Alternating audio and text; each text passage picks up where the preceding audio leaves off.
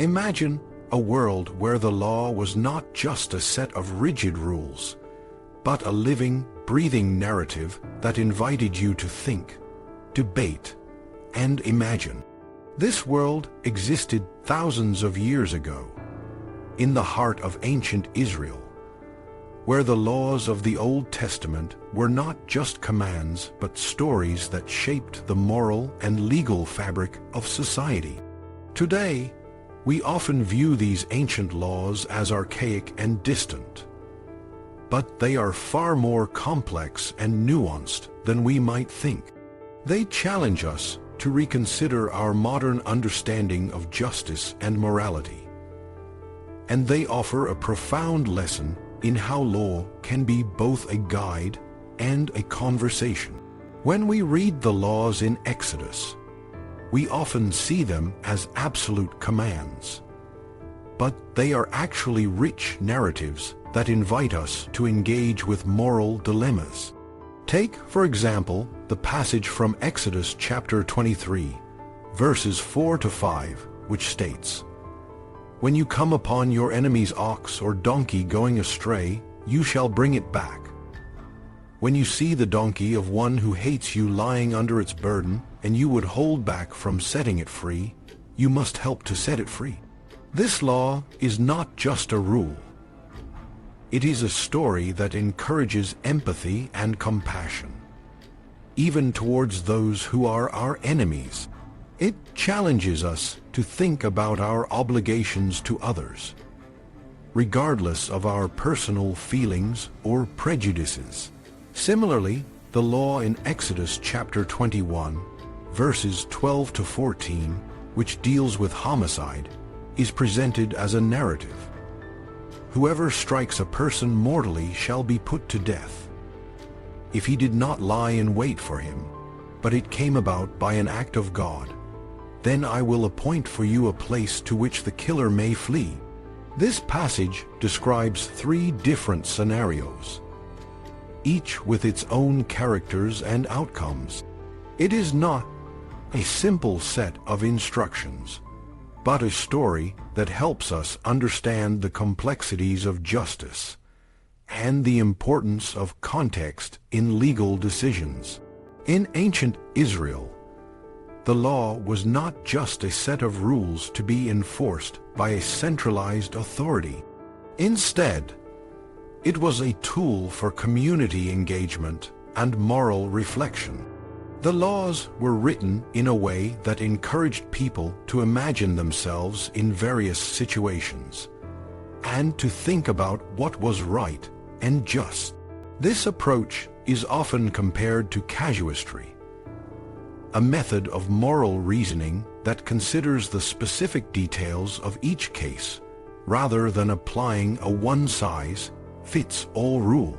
For example, the Deuteronomic law of unintentional homicide in Deuteronomy chapter 19, verses 4 to 5, describes a scenario where two people are cutting wood, and one accidentally kills the other. The law provides a way for the killer to find refuge, but it also invites the community to think about the nature of responsibility and the role of accidents in moral judgment. This approach to law is more like a conversation than a set of commands, and it reflects a deep understanding of human nature and the complexities of life. The laws in the Old Testament are often described as wisdom laws. They are not just about legalistic enforcement, but about imparting wisdom and guiding people to make good decisions. This is evident in the way the laws are presented. They often include motive clauses, which explain the reasons behind the commands and appeal to the reader's heart and mind. For example, the command to help an enemy's animal is followed by the explanation that it is a matter of compassion and moral duty, not just a rule to be obeyed. This approach to law is particularly evident in the wisdom literature of the Old Testament. such as Proverbs and Ecclesiastes. These books are filled with practical advice and moral insights that are meant to be applied in everyday life. They encourage readers to think critically and to consider the broader implications of their actions. In this way, the laws and wisdom literature of the Old Testament are closely intertwined, both aiming to cultivate a moral and just society. The process by which the diverse legal materials in the Hebrew Bible were combined to form the Pentateuch is a fascinating story of religious and cultural development. The final codification of the Pentateuch is generally believed to have occurred in the late 5th or early 4th century BCE, during the Persian period.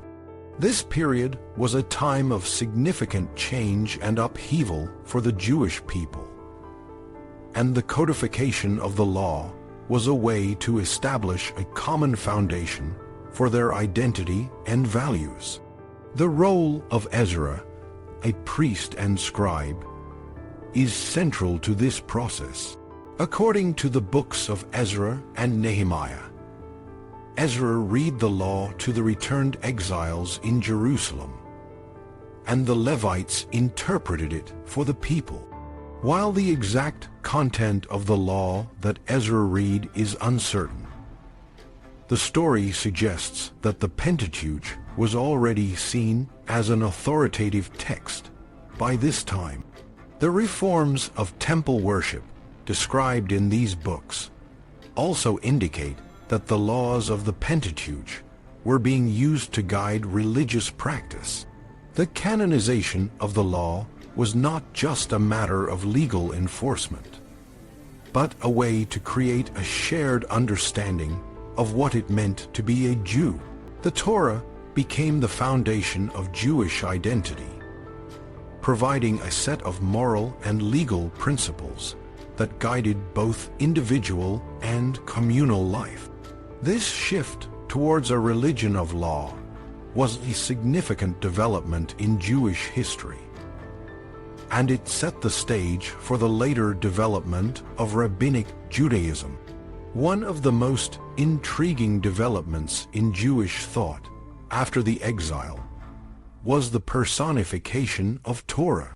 This personification is particularly evident in the book of Sirach, where wisdom is described as a divine entity that has chosen to dwell in Israel. Sirach portrays wisdom as a figure who has been created by God and who has chosen to make her home among the Jewish people. This personification of wisdom is then identified with the Torah, suggesting that true wisdom is found in the keeping of the law. This development reflects a deep reverence for the Torah and a belief that it is not just a set of rules, but a living, divine presence. By personifying the Torah, Jewish thinkers were able to emphasize its importance and its role in guiding the moral and spiritual life of the community. This personification also helped to reinforce the idea that the Torah was not just a human creation, but a divine gift, one that was intended to guide and bless the Jewish people. The personification of Torah in Sirach also has broader implications for Jewish thought. By identifying wisdom with the Torah, Sirach is making a claim for the universal significance of Jewish law. He is suggesting that the Torah is not just a set of rules for the Jewish people, but a source of wisdom and guidance for all humanity.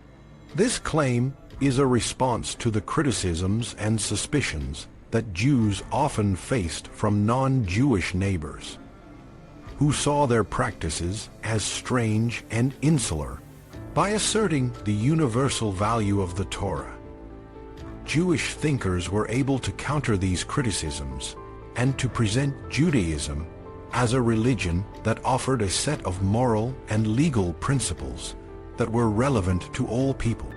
This claim for universality is a significant aspect of Jewish thought and helps to explain why the Torah has remained a central and influential text for Jews and non-Jews alike. In the ancient world of Israel, the law was not just a set of rules to be followed, but a living narrative that invited people to engage in moral and legal reflection. The laws of the Old Testament, far from being rigid and absolute, were designed to foster a sense of community and to guide people in making just and compassionate decisions. The canonization of the law and the personification of Torah reflect a deep reverence for the divine wisdom that is found in the Torah, and they underscore the belief that true wisdom is found in the keeping of the law. As we look back on these ancient laws, we are reminded that the pursuit of justice and morality is an ongoing conversation, one that requires us to think critically and to engage with the complexities of life.